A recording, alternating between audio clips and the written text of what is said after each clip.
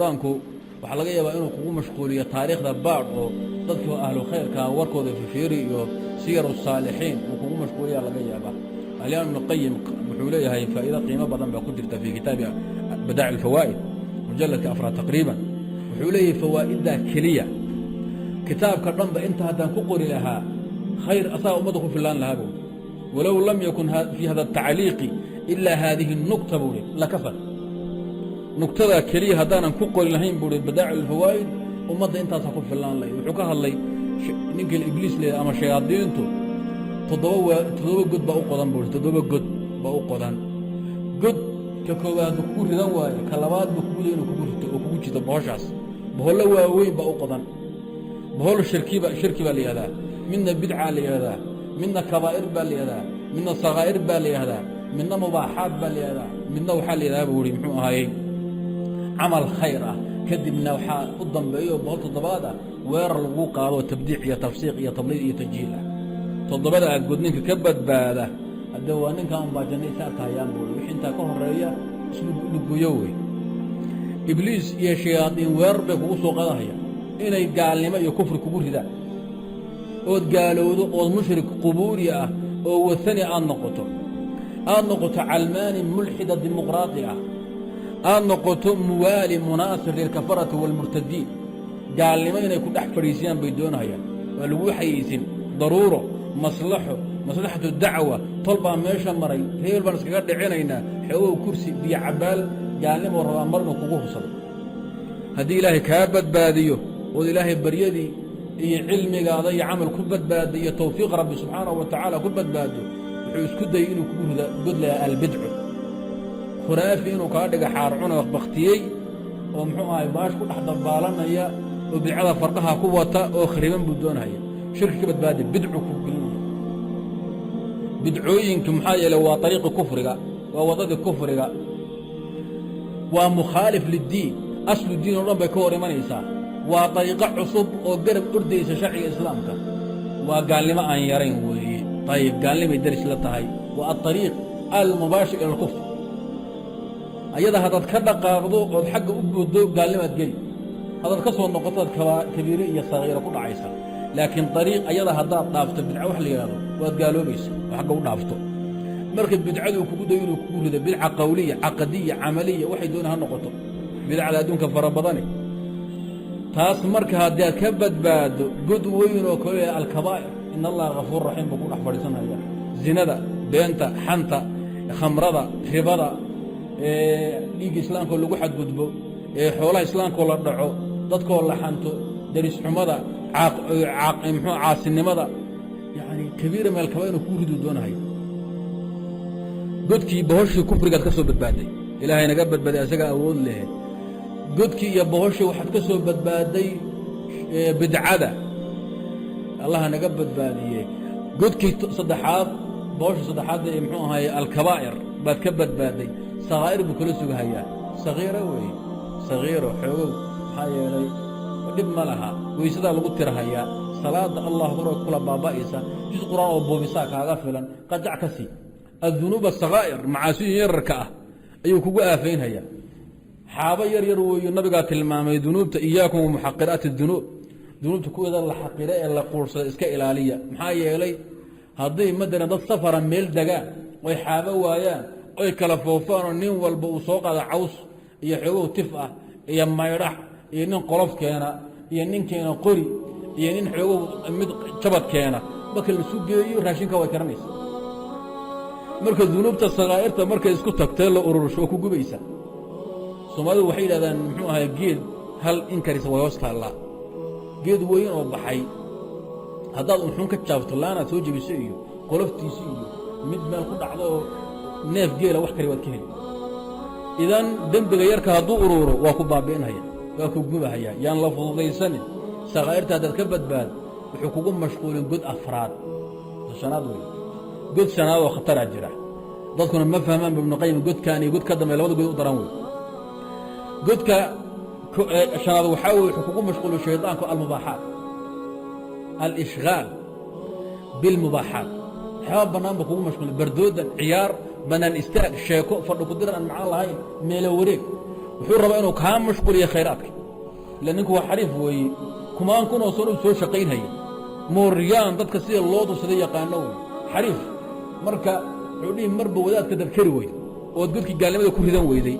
oo kii bidcada aad ku ridan weyday oo bohoshii kabaa'irta aad ku ridan weyday oo bohoshii macaasida sakaa'irta aad ku ridan weyday markaan yun kaa baxsanin ku mashquuli mubaaxaadka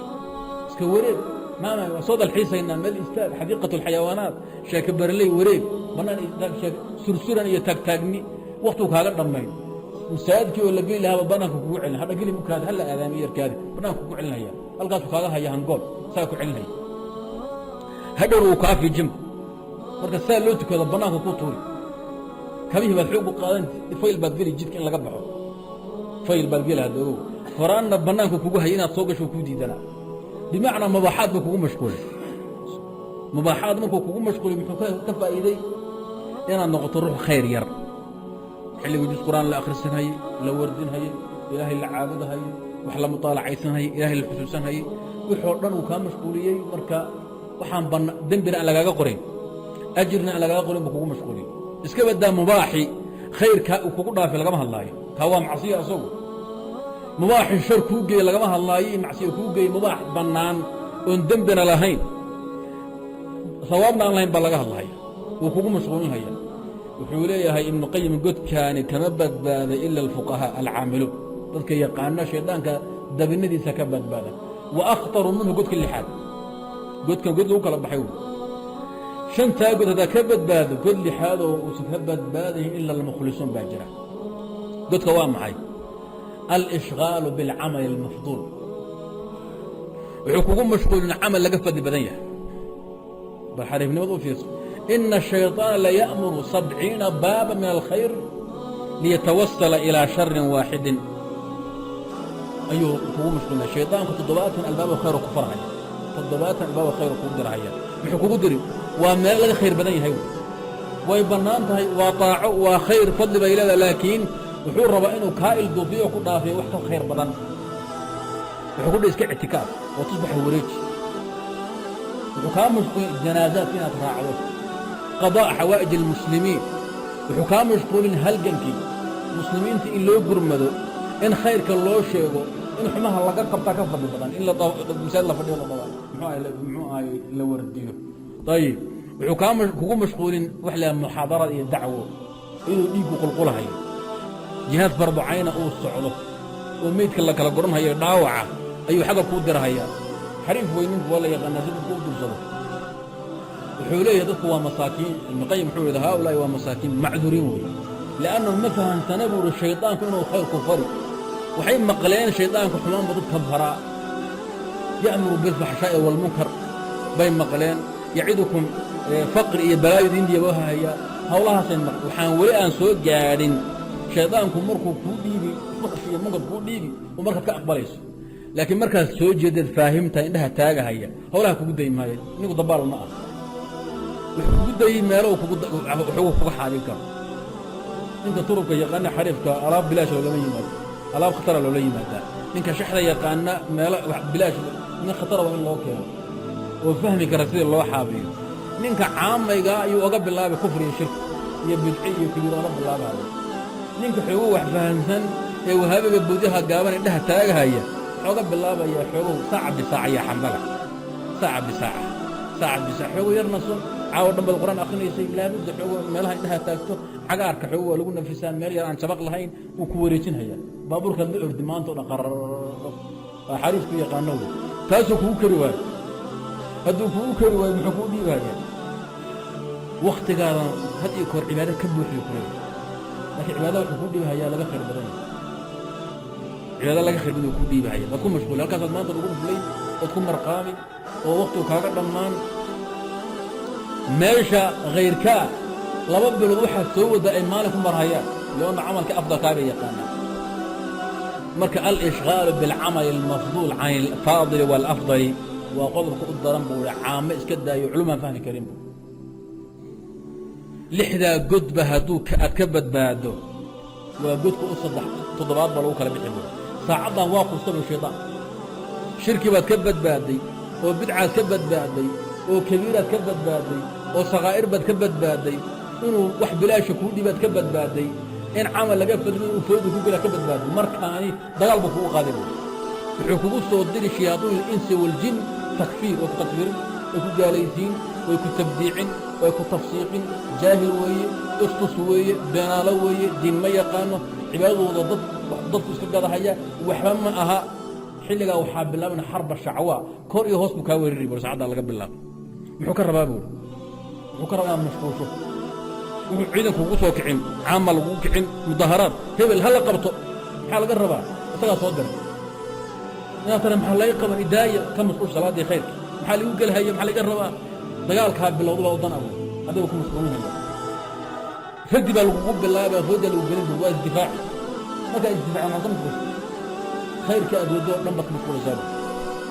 قالوا تكفيري قال ميه بعضي قال ميه مسلم معي ودينا مسلم هاي كذا وكذا تأليف مبتدع قبطة والمبتدع ميه مسلم ما هي سني الزلفية دفاع على القليل ساد دفاع وجهة تكون فيه وقلف وأقول قدام بيور تضبط قد بشيطان قلاي هلا صعد أبوه مهم جدا ونول بميل بيور تاجد داي قال السكين عليه المهم على وجهه وحاك يعني هكو ميلها سوك هكو قابنني رجه ورا من شيء آذين أدبه